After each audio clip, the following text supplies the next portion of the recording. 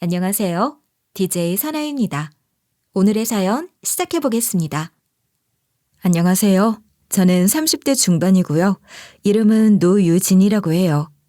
저는 어려운 집안에서 태어나 힘들게 자라면서 나름대로 고생도 많이 했지만 오늘 제가 하려는 얘기는 그런 저의 이야기가 아니랍니다. 그래도 좋은 시절에 태어나 많이 누리고 살았으니 정말 어려운 시절을 사셨던 분들께는 배부른 투정밖에 안 될 거예요. 그렇기도 하고 그런 시절을 겪었던 덕분에 누구보다 생활력 강하고 책임감도 강한 사람으로 자랐으니 그 시절이 제게는 자양분이 됐다고 생각해요. 그렇다고 제가 성공담을 이야기할 정도로 잘난 사람도 아니고요. 제가 하려는 이야기는 저희 시모의 삶에 대한 이야기예요. 시모는 저희 시모이기 전에 절 고용해 주신 분이셨어요. 그럼 지금부터 제가 바라본 저희 어머니, 그분에 대한 이야기를 해보려고 해요. 저희 시모가 70이 훌쩍 넘으셨는데요. 비슷한 시절을 사셨던 어르신들께서 많이 들어주셨으면 좋겠습니다. 전 어려운 형편에서 자랐지만 대학 공부는 하고 싶었어요. 제가 중학교 다닐 때까지만 해도 공부를 꽤 잘했거든요. 그래서 어릴 적에는 뭣도 모르고 의사가 되고 싶다고 말하고 다녔었죠. 그런데 중학교 3학년부터는 공부가 너무 어렵더라고요. 과외 한 번 받은 적 없고 학원도 제가 다니고 싶은 만큼 다닐 수는 없었으니 사교육 없이 상위권 성적을 받는 게 어렵다는 걸 절감했던 것 같아요. 물론 저보다 더 어려운 환경에서도 의대 가는 사람들이 많다는 건 알지만 제가 그 정도로 머리가 좋지도 않았고 또 그렇게 치열하게 노력을 많이 했다고 할 수도 없으니 당연한 결과였다고 생각해요. 의사가 되고 싶다던 꿈은 점점 현실성을 잃어갔고 의대는 안 되더라도 약대는 갈 수 있으려나 하다가 결국 간호대학에 진학했어요. 분명 힘든 직업이라는 걸 알지만 그만큼 보람이 있을 거라고 생각했기에 망설임 없이 선택한 진로였어요. 대학을 졸업하고 대학병원에 남지는 못했고 간호사 모집 공고가 올라온 병원 중에서 출퇴근하기 좋은 위치, 병원 평판, 업무 강도 등을 고려해 원서를 넣었던 한 병원에서 일하게 됐어요. 그렇게 대학 졸업하고 처음으로 취직한 병원에서 저는 정말 좋은 원장님을 만났답니다. 저희 병원은 부부 원장님이 운영하는 곳으로 여자 원장님의 산부인과와 남자 원장님의 소아과를 함께 운영하는 곳이었고 저는 산부인과에서 일했어요. 저희 원장님은 정말 대단하신 분이셨어요. 그 어려운 시절을 살면서도 똑똑한 머리로 공부 열심히 해서 고등학교부터 장학금 받고 다니셨다고 하더라고요. 저도 어려운 시절을 보냈던 사람이라 저희 원장님이 살아오신 인생에 더 깊이 공감하고 감명받고 그랬던 것 같아요. 얼마나 노력을 많이 하셨을지 짐작이 되고도 남았거든요. 아니, 제가 짐작하는 것 이상으로 훨씬 더 힘드셨을 거예요. 그땐 고등학교가 비평준화였던 시절이었잖아요. 그때 지역에서 제일 좋은 여고를 다니셨고 의과대학에 진학해 의사가 된 초엘리트 신여성인 거죠. 의사가 되고 돈을 벌기 시작하시면서부터는 공부 뒷바라지하느라 희생한 부모 형제 다 보살피며 그야말로 집안을 일으켜 세운 집안의 큰 기둥 같은 분위기도 하셨어요. 정말이지 제가 본받고 싶은 삶을 사셨던 분이라는 생각에 저절로 존경하는 마음이 생겼고 이 병원에서 진짜 열심히 일하면서 많이 배우고 싶다고 생각했던 것 같아요. 첫 직장이라 더 의욕이 넘쳤을 수도 있지만 정말 좋은 원장님을 만난 것이 너무 감사했고 내가 비록 원장님처럼 대단한 사람이 되지는 못했지만 지금 내 위치에서 내가 할 수 있는 일에 최선을 다하자는 생각이 들더라고요. 누구보다 일찍 출근했고 남들이 하기 싫어하는 일들도 제가 먼저 나서서 하려고 했어요. 그런 절 원장님이 알아봐 주시는 것도 너무 좋았습니다. 역시 원장님은 간호사 한 사람 한 사람도 그냥 보는 게 아니셨어요. 원장님이 절 알아봐 주시고 인정해 주신다는 생각이 드니 더 열심히 하게 되더라고요. 제가 병원에서 일한 지 반년도 채 되지 않았을 때 저희 엄마가 사고를 당해 다리를 심하게 다치신 적이 있었거든요. 그때 근무 중에 연락을 받고 너무 놀라서 뛰어나갔는데 저녁에 원장님께 전화가 왔었어요. 그래, 엄마는 좀 어떠셔? 얼마나 다치신 거야? 어느 병원인지 말해봐. 내가 아는 병원이면 그래도 말이라도 한마디 해주면 좋잖아. 원장님, 감사합니다. 그나마 다행이라고 해요. 장기 다친 건 없고 뼈만 다치셨다니까요. 다행이네. 병원빈, 엄마가 보험 같은 거 들어놓으신 건 있으셔? 노간호사가 맞이인데 아직 일 시작한 지 얼마 되지도 않아서 모아놓은 돈도 별로 없을 거 아니야. 그게 사실은 원장님. 그래, 알았어. 무슨 말인지 알겠으니까 엄마 병원비 걱정하지 말고 간호 잘 해드려. 원장님, 어떻게... 노간호사 같은 인재를 우리 병원에 계속 잡아두고 싶으니까 내가 빌려주는 거야. 아주 천천히 나눠서 갚아. 알았지? 정말 감사합니다. 사실 원장님께 갚을 부탁을 드려야 하나 정말 고민하고 있었거든요. 나도 어렵게 살았기 때문에 집에 누가 아프다 그러면 덜컥 돈 걱정부터 했었어. 사정 다 아는데 뭐. 원장님은 그렇게 제가 말하지 않아도 제 형편까지 다 살펴주시는 섬세한 분이셨어요. 그러니 제가 원장님을 어떻게 존경하지 않을 수가 있었겠어요. 원장님께는 아들이 하나 있었는데 그렇게 훌륭한 원장님 밑에 어떻게 그런 아들이 태어났나 싶을 정도의 논팽이였답니다. 맨날 빈둥거리며 병원에 와서 원장님 내외분께 용돈이나 받아가려고 하는 철부지 아들이었죠. 근데 그 원장님 아들이 제게 관심을 보이며 수작을 거는 거예요. 아, 그런 논팽이가 그러는 게 좋게 보일 수가 없잖아요. 그래도 뭐 잠깐 그러다 말겠지 했는데 꽤나 진지하게 그러더라고요. 다른 간호사들도 다 눈치채고 급기야 원장님 귀에도 그런 얘기가 들어가서 원장님이 절 부르신 거죠. 저 원장님 진짜 좋아하고 원장님이랑 계속 잘 지내고 싶은데 괜히 이런 일로 불편해지는 건 아닌가 싶고 또 내가 실없이 원장님 아들한테 꼴이나 치는 그런 애로 보여질까 봐 걱정도 많이 했던 것 같아요. 그러니 원장님과 마주 앉는 그 자리가 긴장이 됐었죠. 노간호사. 우리 아들이 노간호사한테 자꾸 실없는 소리하고 그런다면서? 미안해. 내가 아들을 잘 키우질 못했어. 봐서 알겠지만 아무리 내 아들이라고 해도 노간호사한테 소개시켜주고 싶은 인물이 아니야. 원장님, 그게 제가 뭘 어떻게 한 게 아니라... 알아. 노간호사를 오해해서 이런 말 하는 거 아니니까 걱정하지 마. 아휴, 그놈의 자식. 내가 내 아들 단속 잘할 테니까 너무 불쾌하게 여기지 마. 다시 못 그러게 할게. 아니에요, 원장님. 불쾌하거나 뭐 그렇다기보단 제가 좀... 노간호사 마음 다 아니까 억지로 설명하려고 하지 않아도 돼. 솔직히 내가 노간호사 엄마라도 내 아들 같은 놈한테 못 주지.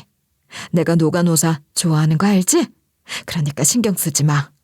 원장님은 그렇게 제게 미안하다고 하시며 제가 불편하지 않도록 배려를 많이 해주셨어요.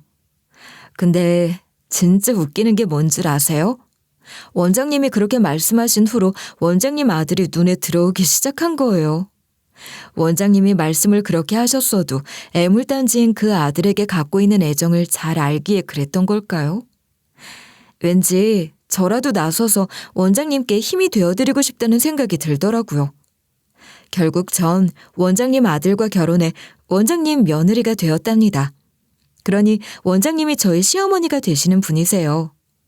오늘 제가 하려는 이야기의 주인공이신 거죠. 결혼해서 보니 어떻게 그런 원장님한테서 남편 같은 아들이 태어난 것인지 그 의문은 나날이 커지기만 했어요. 여기서 저희 원장님, 그러니까 시모 이야기를 조금 더 할게요. 앞에서도 간단히 말씀을 드리긴 했지만 보충 설명이 좀 필요할 것 같아요. 가족이 되고 나서 제대로 들어보니 시모는 그냥 가난한 정도가 아니라 그야말로 찢어지게 가난한 집 출신이시더라고요. 시모가 저희 부모님보다 연세가 조금 더 많으시긴 하지만 저희 부모님도 진짜 어렵게 사셨고 어렸을 때 고생한 이야기도 많이 해주고 그러셨거든요. 그래서 그 시절 힘든 이야기 웬만큼 들었다고 생각했는데 시모는 저희 부모님보다도 훨씬 더 어려운 집에서 자라신 거였어요. 당장 다음 끼니 걱정을 해야 하는 집에서 어떻게 의대 공부까지 하셨을까요? 아무리 장학금을 받았다고 해도 밥 굶는 날이 허다했다는데 참 정말 대단한 것 같아요. 그러니 가족에 대한 애틋함도 남다르셨을 테고 의사가 되고 나서 부모님 사실 집 마련해드리고 온 가족이 그렇게 울었다고 하시는 거예요. 다 같이 부둥켜 안고 하도 울어서 이웃집에서 초상이라도 난 줄 알고 찾아왔을 정도였다고 말이에요. 시모에게는 남동생 2, 여동생 1가 있는데 남동생들은 뒤늦게라도 공부를 할 수 있게 학비도 다 됐고 공부에 취미 없다는 여동생, 그 여동생은 중학교도 제대로 졸업을 안 하고 공장 다니며 돈을 벌었다고 하시던데 그 여동생은 좋은 짝 찾아 시집도 보내고 그걸 다 시모가 나서서 하셨다고 해요. 돈만 대준 게 아니라 일일이 다 알아보고 그러면서 말이죠. 와, 진짜 어머니 정말 대단하세요. 아무리 그래도 어머님처럼 하는 게 쉬운 건 아닌 것 같아요. 전 그렇게 못했을 것 같거든요. 가족들이 날 위해서 희생한 게 있잖아. 그건 너희들 세대는 이해할 수 없을 거야. 먹을 걱정하던 시절을 너희가 어떻게 알겠니? 내가 받은 게 있으니 당연히 해야 한다고 생각했지 뭐. 어머니 살아오신 이야기는 거의 위인전에서나 나올 법한 이야기 같아요. 아이고, 무슨. 나 혼자 이룬 게 아니라 우리 가족들이 다 같이 이룬 거니까 그 결실도 같이 나누는 것뿐이야. 나 때문에 우리 식구들 고생한 이야기 들으면 나보다 더 대단한 분들이라고 할 거다. 난 정말 받은 게 많어. 시모는 정말이지 친정 식구들을 위하는 일에는 아깝다는 생각을 전혀 안 하셨어요. 또 시모 말씀처럼 시모 친정 식구들도 모두 시모를 아끼고 위하는 마음이 상당하셨고 말이에요. 시모가 베푸는 것들을 무척 고맙게 생각하며 때로 미안한 내색을 비출 때도 있으셨는데 시모는 그럴 때마다 절대 그러지 말라며 눈물을 보이기도 하셨어요. 시모는 친정 식구들이 시모를 위해 베푼 것들을 한시도 잊은 적이 없다고 그렇게 입버릇처럼 말씀하시는 분이셨답니다. 그 고마움을 잊지 않고 사셨으니 다른 사람들을 대할 때도 항상 따뜻한 마음으로 섬세하게 살피시는 게 아닌가 싶기도 했어요. 시부모님 2분 사이도 퍽 좋으셨어요. 2분은 같은 대학 선후배 사이셨는데 제가 보기에 2분은 참 닮으셨어요. 시부는 그 시절 비교적 형편이 좋은 집안에서 자라셨다고 해요. 그래서 처음엔 시모가 무척이나 신기해서 궁금했다고 하시더라고요.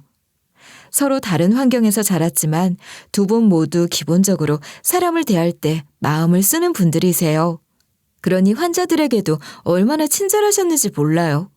그 덕분에 입소문이 제대로 났던 거죠.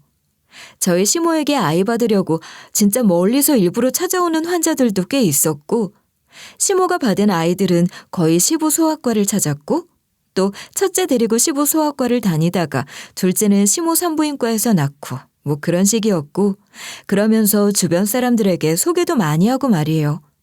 저는 간호사로 저희 병원에서 일할 때도 그런 것들을 참 자랑스럽게 생각했는데 가족이 되고 보니 더 뿌듯하더라고요. 모든 면에서 완벽하게 존경받을 만한 삶을 사셨던 시모셨는데 다만 자식 농사가 맘처럼 안 되셨던 겁니다. 저희 남편이 시모의 애물단지라는 건 이미 아실 테고 남편 위로 시누이가 1명 있었으니 남매를 두셨던 거거든요. 딸 하나 아들 하나 얼마나 좋아요? 시누이는 남편과 달리 어려서부터 공부도 잘하고 똑똑했다고 들었어요. 시모는 시누이가 시모처럼 의사가 될 줄 아셨대요. 근데 시누이는 이과 취향이 아니었고 문과를 지원해 판사가 될 거라고 법대를 갔다는데 대학 들어가면서부터 어쩐지 좀 이상해지기 시작했다는 거예요. 그러더니 대학 졸업하자마자 집에 돈 될 만한 거 다 챙겨서 독립한다고 나갔다고 하더라고요. 말이 독립이지 가출이나 다를 게 없어요. 상의 한마디 없이 쪽지 하나 남겨놓고 집을 나가 연락도 없다는데 그게 어떻게 독립이에요, 가출이지. 저는 지금껏 시누이 얼굴도 한번 본 적이 없고 사진으로만 봤을 뿐이었죠. 그러니까 아예 없는 자식이 된 지 오래였던 겁니다. 시누이에 대한 이야기는 시댁에서는 금기와도 같았어요. 그리고 하나 있는 아들인 제 남편은 이미 다 알고 계시듯이 네, 논팽이에요. 한량이죠, 한량. 남편은 시누이와 달리 어려서부터 공부에는 아예 취미가 없었고 그렇다고 다른데 뭐 관심 갖는 것도 없이 학교 다닐 때부터 말썽만 부렸으니 저희 시모가 한숨 쉴 일은 죄다 자식들 관련된 일뿐일 거예요.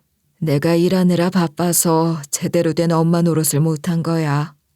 애들한테도 너무 미안하고 며느라기 너한테도 미안하구나. 어머니도 참 무슨 그런 말씀을 하세요. 어머니가 일이 바쁘다고 자식한테 소홀하셨을 뿐이 아니시죠. 어머니 잘못 아닌 거 저 너무 잘 알아요. 아니야, 내 잘못이야. 네 남편 하는 꼴을 좀 봐.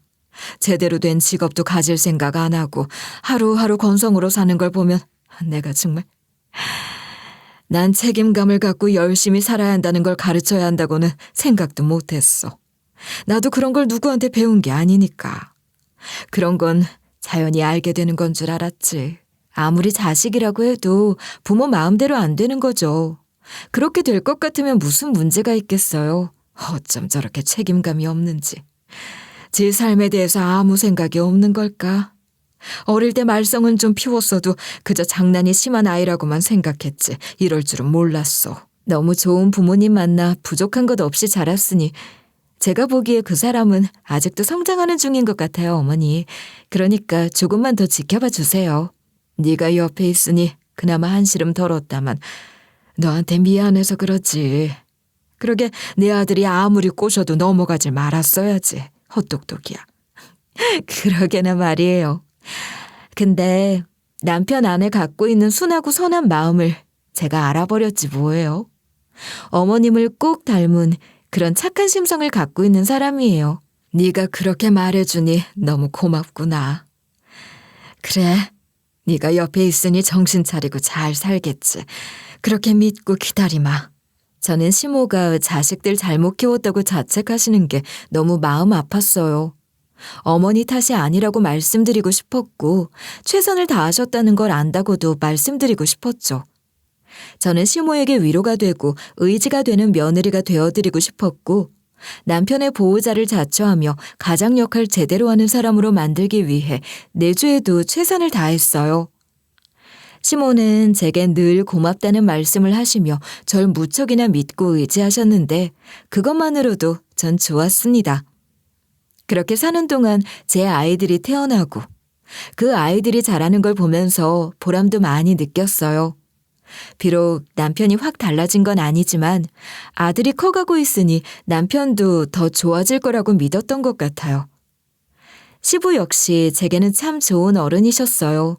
제가 워낙 시모와 함께 지내는 시간이 많고 교류가 많기도 하지만 시부는 원래도 그리 말씀이 많으신 분이 아니시거든요.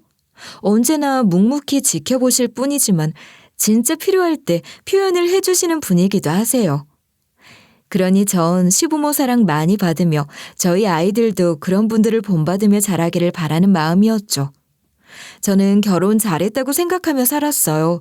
남편이 좀 철이 없긴 하지만 무슨 사고를 치고 다니는 건 아니니 시간이 갈수록 더 좋아질 일만 남았다고 생각했던 것 같아요. 그런데 그런 게 아니었습니다.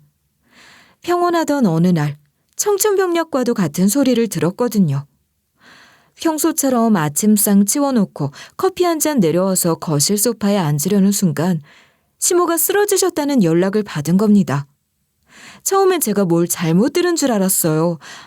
그럴 리가. 어머니가 쓰러지시다니 믿을 수가 없었어요. 몇 해 전 칠순을 맞으시던 해에 시부모는 병원을 정리하고 은퇴를 하셨거든요. 의사라는 직업이 정년이 있는 것도 아니고 두 분 다 아직 건강이 좋으시니 얼마든지 더 하셔도 된다고 주변에서는 다 그렇게 말씀을 드렸지만 오래전부터 계획했던 일이라며 은퇴를 하셨어요. 어르신들이 은퇴하고 일 그만두시면서 갑자기 몸이 안 좋아지시는 경우가 많은 거 다들 아시죠? 그래서 저도 신경을 더 많이 썼던 것 같아요. 사실 제가 운동하는 걸 별로 안 좋아하거든요. 근데 시모 때문에 같이 운동도 다니고 그랬어요.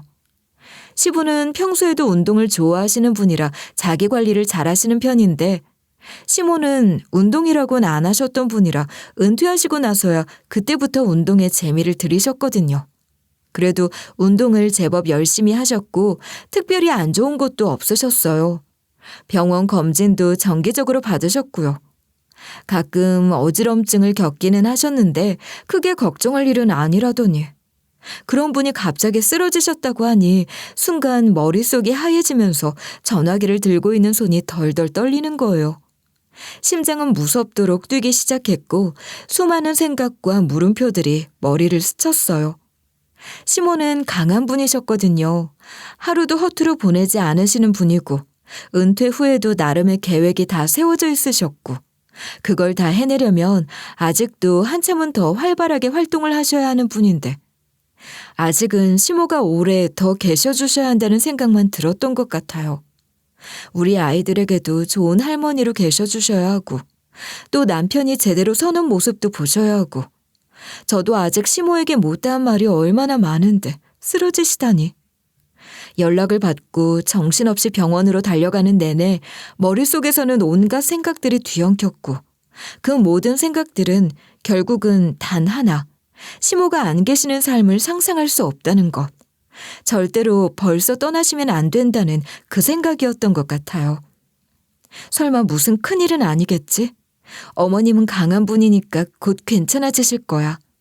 그런 말들을 무슨 최면이나 주문처럼 되뇌이며 병원에 들어섰는데 미동도 의식도 없이 누워 계시는 시모를 보니 심장이 목까지 차오르는 것 같았습니다. 처음 보는 시모의 약한 모습이었어요. 가슴 속에서 쏟아질 듯 터져나오는 두려움을 애써 삼키며 저는 간절한 마음으로 시모의 회복을 빌었어요. 그러나 시모는 의식을 찾지 못한 채 계속 그렇게 누워 계셨고 그렇게 계속 시간만 흘렀습니다. 시모가 쓰러지신 지 한 달째가 되던 날 시부는 가족들을 불러 모으셨어요. 시부의 부름을 받고 가는 길에 마음이 얼마나 불안했는지 몰라요. 왜냐하면 시모가 사전 연명 의료 의향서를 작성해 두셨다는 걸 알고 있었거든요. 저희 시부모 두 분 다 본인들이 의사이기도 하시지만 우리나라 의료계의 노인 치료가 지나치게 과잉이라고 생각하시는 분들이셨어요. 그리고 두 분 모두 병원 침대에서 죽고 싶지 않다고 하시면서 무의미한 연명 치료를 하지 말아달라고 하셨기에 시부가 가족들을 부르신 것이 그것과 관련된 것일지 모른다고 생각했던 겁니다. 그리고 제 예감은 틀리지 않았죠. 시부의 비장한 표정과 무겁게 내려앉은 침묵만으로도 전 무슨 말씀을 하실지 짐작할 수 있었어요. 내가 너희들을 부른 이유를 너희들도 어느 정도 알고 있으리라 생각한다. 오래전부터 네 엄마가 얘기했던 대로 연명 치료를 중단할 생각이야. 그걸 원하고 있을 거야. 아버님, 그건 정말 가망이 없을 때 내리는 결정 아닌가요? 조금이라도 회복 가능성이 있다면 담당의와 이미 충분히 협의하고 결정한 거야. 애미 네 마음을 내가 모르지 않지만 이게 네 어머니 뜻이었다는 걸 너도 잘 생각해 주길 바란다. 아버지, 그래도 기적이라는 것도 있고 나 역시 쉽게 결정한 게 아니야. 이 연명 치료가 네 엄마를 위한 치료인지 정말 많이 생각했어. 어쩌면 고통을 연장시키고 있는 걸지도 모르지. 내가 네 엄마의 입장이었다면 나는 내가 바라던 대로 연명 치료를 중단해 주길 원할 것 같더구나. 탄식, 한숨이 새어나오는 것도 힘이 들어 숨을 삼켰어요. 시부 또한 쉽게 하는 말씀이 아니라는 것을 알기에 더 이상 무슨 말을 할 수도 없었습니다. 시모가 원치 않았던 것을 알기에 저나 남편 또한 결단을 내려야 할 순간이 올 거라는 건 알고 있었지만 막상 그 순간이 닥치니 손끝이 싸늘해지며 온몸이 얼어붙는 것 같았어요. 시부의 얼굴에도 참담함이 가득 서려 있었죠. 평소보다 더 깊게 팬 주름들 사이로 시부의 무거운 한숨이 스며 있는 것 같았습니다. 시부는 시모를 편하게 보내주자 하시며 최종적으로 못을 박으셨어요. 장기 기증을 위한 일정을 조율하기 위해 다음 날 호흡기를 떼기로 결정을 했다고 하시더군요. 마지막 선고와도 같은 그 말씀을 듣고 목이 메어 아무 말도 할 수가 없었습니다. 저는 시모와의 마지막 시간을 보내기 위해 저 홀로 시모 병실을 지키고 있었어요. 기계음만 가득한 병실에는 시모의 체온이 희미하게 남아 있었죠. 언제 깨어날지 모르는 시모를 바라보던 때와는 또 다른 감정이었습니다. 이제 내일이면 시모를 보내드려야 한다는 생각에 눈물이 흐르기 시작했어요. 그렇게 시모 곁에 앉아 얼마나 울었을까. 창밖이 어스름 밝아오려는 것 같았는데 갑자기 시모가 벌떡 일어나시더니 제 손을 덥석 잡으시는 거예요. 예, 며느라, 나 안 죽는다. 그러니 그만 울어. 어머니, 이게 대체... 조용히. 아무 말 말고 어서 따라 나오너라. 네? 어머니, 의사를 불러야죠. 글쎄 일단 나와. 나가서 이야기를 하잔 말이다. 전 정말 귀신이라도 본 것처럼 놀라서 기절할 뻔했어요. 방금 전까지만 해도 가망이 없다던 시모가 너무나도 멀쩡한 모습으로 깨어나신 거잖아요. 게다가 아주 건강해 보이셨어요. 자리에서 벌떡 일어나서 아무렇지도 않게 스스로 자리를 털고 일어서기까지 하시더라고요. 그리고 제 손을 이끌고 빠른 걸음을 옮기시는데 숨이 차서 헉헉거리는 건 저였고 시모는 너무나도 멀쩡하셨어요. 믿을 수가 없었죠. 이렇게 건강하신 분이 그동안 의식도 없이 누워 계셨다는 게 있을 수 없는 일 같았거든요. 그렇죠. 그건 있을 수 없는 일입니다. 아무리 기적처럼 깨어났다고 하더라도 이렇게 멀쩡하실 수는 없는 거잖아요. 분명 무슨 일이 있다는 생각이 들었어요. 도대체 무슨 일이 있었던 것인지. 시모는 절 주차장으로 이끌었고 그곳에 주차된 시모의 승용차에 올라탄 순간 저는 다시 한번 너무나도 충격적인 광경을 마주하게 됐어요. 말도 나오지 않을 정도로 놀라운 광경. 저는 제가 마주한 진실에 입을 틀어막으며 더더욱 어리둥절할 수밖에 없었습니다. 시모의 승용차에서 제가 본 광경이 뭐였냐고요? 시모의 승용차에는 20년 전 집을 나가 연락이 두절됐다던 시누이가 타고 있었어요. 한 번도 본 적이 없는 시누이. 사진으로만 보아온 시누이지만 제가 본 사진 속 대학생 때의 그 모습 그대로라 한눈에 알아볼 수 있었죠. 세월의 흔적이 입혀졌을지언정 얼굴은 그대로더라고요. 시모와 제가 차에 올라타자 시누이는 바로 차를 몰기 시작했고 저는 전혀 알지도 못하는 낯선 곳으로 달려갔어요. 서울 시내에 이런 곳이 다 있었나 싶을 정도로 외진 곳. 거기서도 한참을 더 산길을 타고 올라간 곳에는 아담한 집이 한 채 있었어요. 산속 별장, 아니 은신처 같은 곳이었어요. 이웃도 하나 없이 꽁꽁 숨겨진 것 같은 작은 집까지 가는 길을 시누이는 너무나도 익숙하게 찾아갔고 집 안으로 성큼성큼 들어가는 발걸음 또한 한두 번 다녀간 발걸음이 아니었죠. 작은 집의 내부는 그리 외딴 곳에 있는 집이라는 걸 잊을 정도로 너무나도 잘 정돈되어 있었어요. 누가 봐도 살림 잘하는 야무진 사람이 살고 있는 집의 모습이었죠. 그 집은 시누이가 살고 있던 집이었습니다. 차를 몰아 거기까지 가는 동안 차 안에서는 거의 대화가 오가지 않았어요. 시모가 병원에서 연락이 올지도 모르니 제 전화기부터 꺼두라고 하셨는데 그 말씀을 하시는 시모의 표정에는 처음 보는 결연함이 서려 있었고 조수석에 앉으신 시모는 내내 시누이를 지그시 바라보고 계셨어요. 그 시선을 방해할 수 없어 저는 아무 말 없이 숨소리조차 조심하며 시모가 설명을 해주실 때까지 기다리기로 했던 겁니다. 형님 맞으시죠? 사진으로만 배웠지만 정말 사진 속 모습이랑 똑같으세요. 바로 알아봤어요. 애미야, 네가 보기에도 그렇더냐? 나도 똑같이 말했어. 대학 때 모습 그대로라고 말이야. 그럴 리가 있어요. 그게 벌써 언젠데. 올케 반가워. 엄마한테 딸처럼 좋은 며느리가 되어주고 있었던 것 같더라. 그래서 너무 고마워. 미안하고 고마워. 아니에요. 제가 뭘 한 게 있다고요. 그런데 대체 이게 다 어떻게 된 일이에요? 어머니 의식이 없으셨던 게 아닌 거예요. 그쵸? 지금 막 깨어나신 게 아니신 거죠? 이렇게 멀쩡하실 수가 없잖아요. 그래, 네 말이 맞다.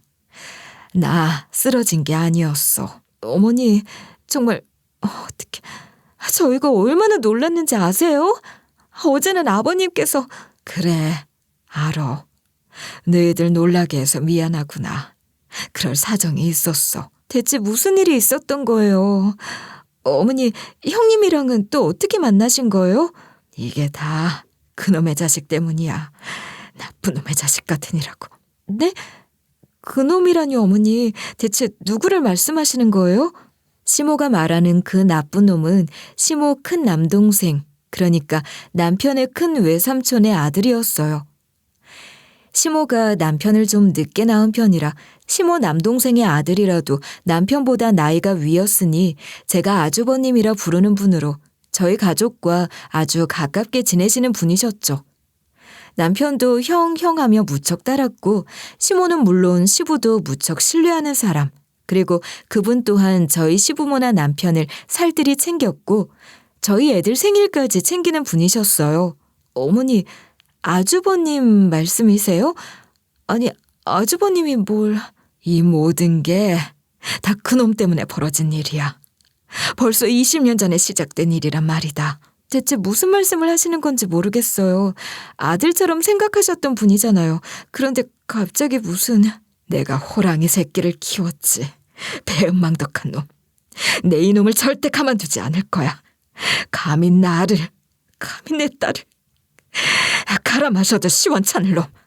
저는 시모가 누구를 두고 그런 욕을 하시는 걸 본 적이 없어요. 욕 같은 걸 할 줄도 모르는 분이셨지만 시모 주변이 애당초 그런 욕을 들을 사람이라고는 없었으니까요.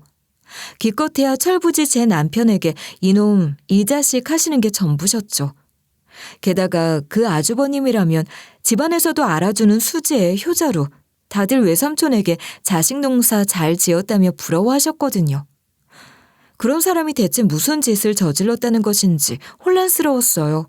게다가 시누이와도 뭔가 연관이 있는 것 같으니 더 알 수가 없었습니다. 시모는 흥분한 마음을 가라앉히기 위해 물 한 잔을 천천히 드셨어요.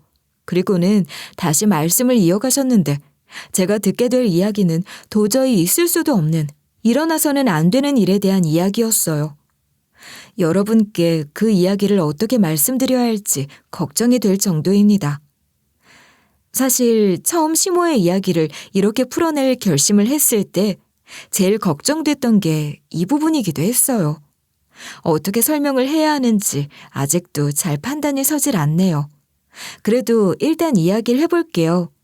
시누이가 대학을 졸업하자마자 집을 나갔던 건 본인의 의지로 그랬던 게 아니었습니다.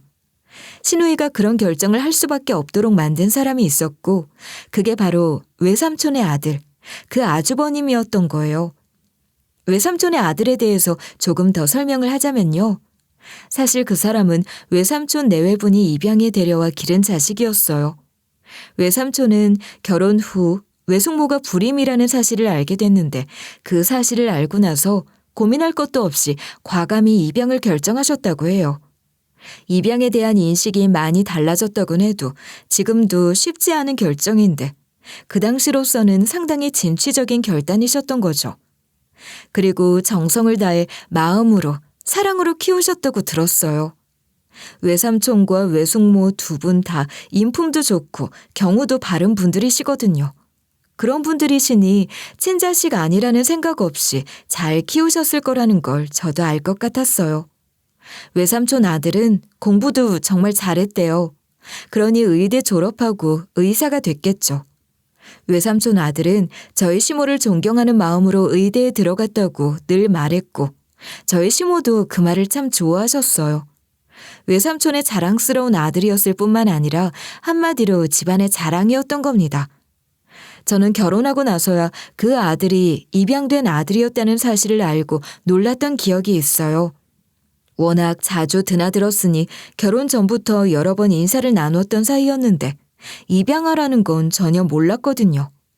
입양하라고 적혀 있는 것도 아니고 이 또한 저의 편협한 선입견이라 부끄럽긴 하지만 하여간 제게는 깜짝 놀랄 정도로 뜻밖의 사실이었어요. 그런데 그런 사람이 20년 전 대학생이던 시누이에게 몹쓸 짓을 한 것도 모자라 그 사실을 폭로해 집안을 쑥대밭으로 만들 거라고 협박을 했다는 겁니다. 시누이는 어린 마음에 상처를 많이 받고 두려움에 떨며 심각한 우울 증세까지 겪었다고 해요. 그렇게 대학 내내 방황하다가 가출을 한 것인데 그 과정에서도 외삼촌 아들의 협박이 있었던 거죠. 말도 안 돼요. 어떻게 그런 일이... 아무리 입양된 아들이라지만 사촌 동생이잖아요. 어떻게 그런 짓을... 금수만도 못한 놈, 교활하고 더러운 놈. 에휴, 내 이놈을 정말... 그 나쁜 놈이 내게 그런 짓을 한 건 애초에 나쁜 마음을 품은 것도 사실이겠지만 단지 그것 때문만은 아닌 것 같아. 그러니 더 악랄한 놈인 거야. 그게 무슨 말씀이세요? 다른 꿍꿍이가 있었다는 말씀이세요? 내 돈, 내 재산, 그 나쁜 놈은 그때부터 내 재산을 노리고 있었던 거야. 네 남편이야 그때나 지금이나 경계의 대상이 아니었지만 똑똑한 내 딸을 경계한 거지. 내 딸만 없으면 지가 내 아들 노릇하며 내 마음 얻어서 병원 물려받을 작정을 했던 것 같아. 네? 세상에, 결국 병원 물려받으려고 그런 짓을... 정말 인간도 아니에요. 내 그놈을 제대로 응징하려고 이를 갈고 있어. 근데 어머니, 그렇게 확신하시는 정황이라도 있는 거예요? 혹시 어머님이 의식 없는 것처럼 누워 계셨던 게... 그래, 맞아. 그놈이 뭔가 구린 구석이 있는 것 같아서 내가 특단의 조치를 취했던 거야. 너희들에게 미리 말하지 못해서 미안하다만 어쩔 수가 없었어. 가장 확실한 방법이었으니까. 내가 직접 확인하고 싶었다. 시부모는 몇 년 전 은퇴를 하시며 운영하던 병원을 후배 원장들에게 위탁해 운영 중이며 두 분은 명예 원장인 상태였어요. 제 남편이 물려받을 것도 아니니 그냥 처분을 하실 수도 있었겠지만 개원할 형편은 안 되지만 실력 있고 환자 귀한 줄 아는 인성 좋은 후배 의사들이 두 분의 뜻을 이어갈 수 있도록 하고 계셨던 거예요. 시모는 그때부터 그 외삼촌 아들의 야심이 폭발한 것 같다고 하셨어요. 아들은 아니지만 아들처럼 두 분을 가까이에서 모시는 조카가 의사인데 자기한테 물려줄 생각은 안 하는 걸 보고 가만히 있으면 안 되겠다는 생각을 한 것 같다는 거죠. 나중에 유산으로라도 어떻게 노려보려고 욕심을 내며 시모의 마음을 얻으려 끊임없이 노력한 거예요. 외삼촌 아들이 유난히 시모를 잘 챙기고 시댁에도 자주 드나든다는 걸 알고는 있었지만 워낙 어렸을 때 그랬던 관계이니 그런 시커먼 속내가 있었다고는 전혀 생각을 못했어요. 아무것도 모르고 시모에게 잘하는 걸 고맙다고 생각했으니 말 다 했죠. 저만 그랬던 게 아니죠. 시부모와 남편, 그 누구도 외삼촌 아들의 본심을 눈치채지 못했던 겁니다. 시모가 외삼촌에게 베푼 게 많으니 그걸 갚는 순수한 마음이라고만 생각했어요. 다른 가족들도 아마 다들 비슷한 마음이었을 테고 말이에요. 그러던 중 시모는 외삼촌 아들의 낌새가 예사롭지 않다는 걸 최근에야 눈치를 채기 시작했다고 해요. 사실 시모도 의사인 조카에게 병원을 물려줄 생각을 안 한 게 아니었고 그 비슷한 이야기를 지나가는 말처럼 한 적도 있었대요. 그런데 정작 병원 정리하며 자기에게 물려주지도 않고 무슨 따로 언지를 주지도 않으니 외삼촌 아들은 점점 초조해져서 은연중에 시모에게 병원에 대한 걸 자주 물어보게 됐겠죠. 시모가 그걸 놓치지 않고 뭔가 이상하다는 생각을 하시게 된 겁니다. 그러나 어디까지나 시모의 심증에 불과한 것이니 뭔가 확실하게 확인을 하고 싶으셨다고 해요. 그러니까 시모가 쓰러져 의식이 없는 상태로 오늘 내일 하게 되면 그때 그 인간이 어떻게 나오는지를 보고 싶으셨던 거죠. 그런 생각은 누구라도 한 번쯤 막연하게 해볼 수 있을지는 몰라도 실행에 옮기는 게 쉬운 게 아니잖아요. 쓰러지는 척이 할 수 있다고 치더라도 일단 병원에 들어가게 된 순간 거짓 연기는 들통이 나게 되어 있으니까요. 가짜로 쓰러져 의식이 없는 척 연기를 아무리 잘해도 통증 자극에 대한 미세한 반응이나 눈꺼풀의 떨림, 호흡 패턴, 소리나 빛 자극에 나타나는 본능적인 작은 반응 등 무의식적인 반응은 의도적으로 조절하기 어렵잖아요.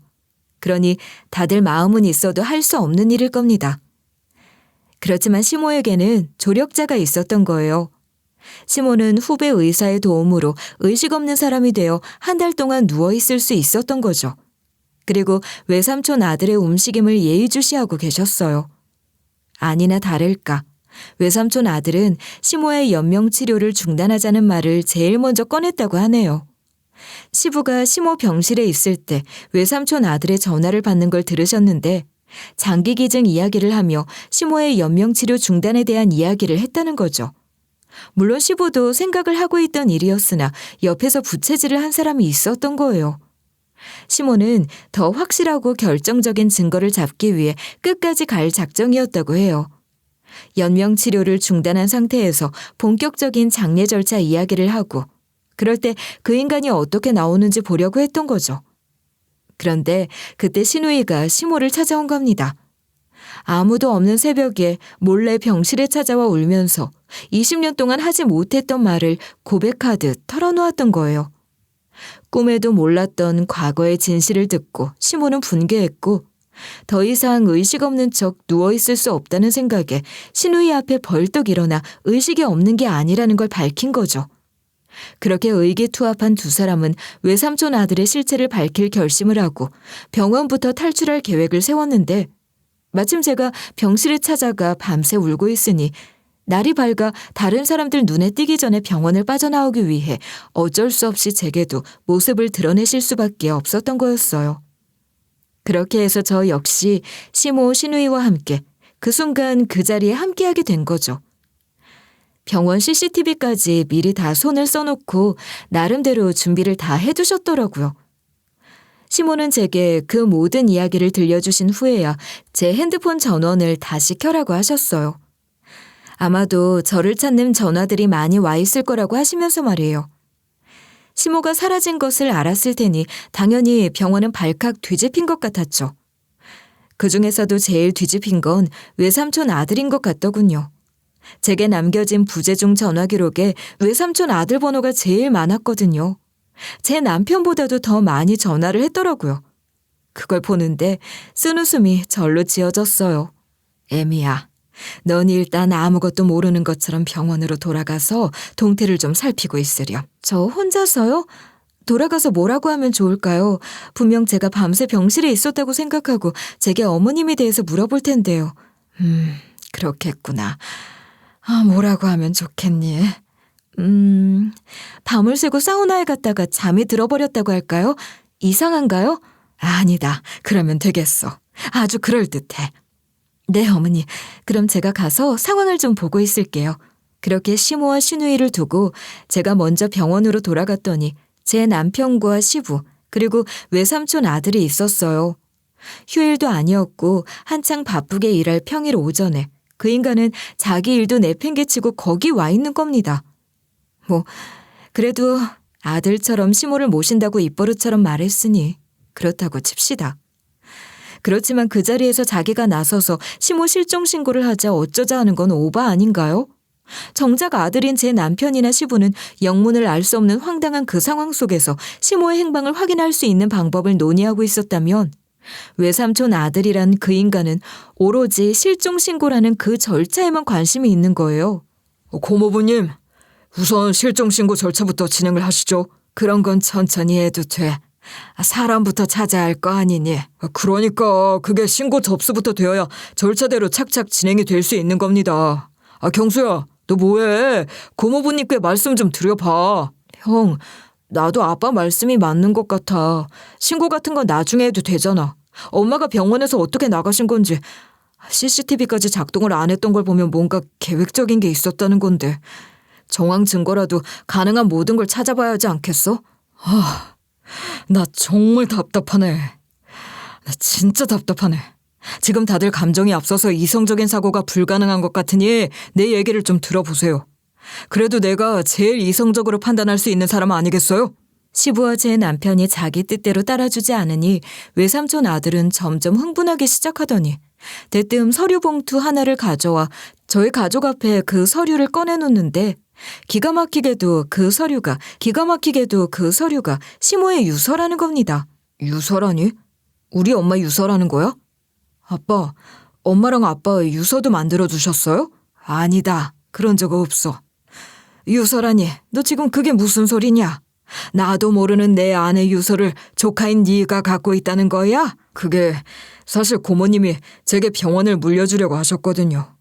그것 때문에 제가 고모님 유언장 작성 참관인으로 참석했던 겁니다. 여기 보시면 고모가 돌아가셨을 때 돌아가시다뇨. 저희 어머님 아직 돌아가신 것도 아닌데 그런 얘기를 왜 지금 하시는 거죠? 병원 관리도 그렇고 원래 서류라는 건 말입니다, 재수 씨. 실종 신고부터 하자고 이러시는 것도 좀 그렇고 저희로서는 이러시는 게 이상하다고 느낄 수밖에 없어요. 아주버님이 그렇게 주장하시는 실종 신고를 한다고 해도 최소 1년은 지나야 유언장 집행을 할 수 있을 텐데요. 그러니까 내가 가족들에게 먼저 이야기를 하는 거 아닙니까? 법적인 절차는 1년 뒤에나 시작할 수 있는데 당장 고모님이 안 계시는 마당에 병원 관리는 어떻게 할 거냐는 말입니다. 연세도 높으신 고모부님이 하시겠어요? 아니면 병원 일이라고는 아무것도 모르는데 아들이라는 이유만으로 경소 예가하겠어요? 결국 내가 해야 할 거 아닙니까? 어차피 병원도 제게 주시기로 이렇게 다. 바로 그때 시모가 시누이와 함께 병실에 들어섰고 멀쩡한 시모와 20년 만에 나타난 시누이를 보고 세 사람은 경악했어요. 시부는 뒷걸음질까지 치시는 바람에 제가 겨우 부축을 해드렸지 뭐예요. 그러나 그 중에서도 제일 놀란 사람은 단연코 외삼촌 아들이었어요. 다른 사람들이 그저 놀랐다면 그 인간은 두려움에 떨고 있었을 테니까요. 이 괘씸한 놈. 내가 언제 그딴 말도 안 되는 유서를 작성했다는 게야? 짐승만도 못한 놈이 하다 이런 찹스러운 사기까지 쳐? 아, 고모, 어떻게 언제 깨어나신 거예요? 아, 고모가 오랫동안 의식이 없는 상태로 계셨었기 때문에 단기 기억이 소실됐을 수도 있어요. 먼저 검사부터. 시끄럽다 이놈아. 닥치지 못해? 간사한 놈. 끝까지 빠져나갈 궁리만 하는구나. 나는 애초에 쓰러진 적도 없었다. 니놈 시커먼 속내 확인하려던 것이었는데 엄청난 진실까지 알게 됐지. 여보, 이게 대체 어떻게 된 일이야? 정말 괜찮은 거야? 그리고 세상에, 경은아, 너. 아빠, 죄송해요. 제가 너무 늦게 왔죠. 누나, 정말 어떻게 된 거야? 어떻게 엄마랑 같이. 이게 다 무슨 일이야? 머리가 터질 것 같아. 말 좀 해봐. 시모와 시누이는 가족들 앞에서 모든 사실을 밝혔어요. 진실이 드러나자 시부와 남편은 치밀어 오르는 분노를 주체하지 못하고 외삼촌 아들에게 주먹이라도 날릴 기세로 난리가 났죠. 당연한 거잖아요. 그러나 시누이가 나서서 두 사람을 진정시키려고 하더라고요. 아빠, 경수야, 그러지 마. 저 인간에게는 주먹도 아까워. 법대로 처벌받게 해요. 그땐 저 인간이 윽박지르면 내가 잘못한 건 줄 알았고 모든 게 내게 나쁘게 작용할 거라고 생각해서 그렇게 숨어버렸던 거지만 이제 난 더 이상 어리숙한 대학생이 아니에요. 그러니까 아빠, 나 괜찮아요. 너 20년 만에 나타나서 무슨 헛소리를 하는 거야? 어디서 어떻게 살다가 돌아와서 그런 음해를 해? 증거 있어? 내가 그랬다는 증거 있냐고? 닥쳐. 그때처럼 겁줘서 날 어떻게 할 수 있을 거라는 생각은 하지 마. 증거? 찌질한 새끼. 내가 널 어떻게 벌주는지 잘 봐. 신우이는 당당하게 맞서며 그 인간 두 눈을 똑바로 쳐다보며 해야 할 말을 다 했어요. 마침 시모의 실종 소식을 듣고 달려온 외삼촌 내외도 그 광경을 목격하고 경악했죠. 외삼촌은 그 아들을 호적에서 파고 인연을 완전히 끊어버리셨습니다. 외삼촌 아들은 시모 재산 물려받을 줄 알고 버려놓은 일이 많아 그 빚 감당하기도 어려운 상황에 시누이와 얽힌 스캔들이 파다하게 퍼져 평판까지 바닥에 떨어졌으니 병원도 망할 지경이라고 해요. 그야말로 빚잔치 하게 됐다고 하더라고요. 뒤늦게 시모와 시누이를 찾아와 용서를 구하며 빌었지만 20년 세월을 돌이킬 수도 없고 그렇게 엄청난 짓을 벌여놓고도 참 뻔뻔하기도 하다 싶었어요. 시모는 사문서 위조로 고소를 진행 중인 상태고 그 인간의 몰락을 똑똑히 지켜볼 거라고 잔뜩 벼르고 계세요. 시누이는 집을 나가 홀로 전국을 떠돌며 얽매이지 않고 자유롭게 살았다고 해요. 시간이 많이 흐르며 대학 시절의 상처와 트라우마도 어느 정도 치유됐고 홀로 서기에도 성공해서 평화롭게 살고 있었지만 늘 가족에 대한 그리움은 갖고 있었다는 거죠. 왜 안 그랬겠어요. 세월이 너무 많이 흘러 어떻게 회복해야 할지 몰라 나타나지도 못하고 있었지만 시부모가 어떻게 사는지 한 번씩 먼발치에서 보고 가곤 했는데 시모가 쓰러진 걸 알고 병원을 찾아와 아무도 없는 병실에 들어갔던 거라고 해요. 시누이가 돌아오고 제 남편도 많이 달라졌답니다. 자기가 변변치 못해 이런 일이 생겼다는 생각을 하며 충격을 받은 것 같은데 그 충격요법이 제대로 먹힌 것인지 정신을 차리고 있거든요. 저희 가족, 먼 길을 돌아왔지만 다시 완전한 가족이 되었으니 앞으로는 좋은 일들만 일어나겠죠? 여러분, 오늘 제가 들려드린 저희 시모한 시댁의 이야기 어떻게 들으셨나요? 집집마다 사연 하나쯤은 다 갖고 있겠지만 저희 시댁의 이야기는 그리 흔한 이야기는 아닐 겁니다. 큰 불행을 억울하게 겪어야 했던 세월이 야속하지만 그 세월 안타까워할 시간에 지금의 행복을 더 많이 누리려고 해요. 끝까지 제 이야기를 들어주신 분들이라면 저희 가족의 행복도 빌어주실 거라 믿습니다. 끝까지 들어주시고 또 응원하는 마음 보내주셔서 정말 감사합니다. 여러분들 가정에도 더 좋은 일들이 가득하길 바랄게요.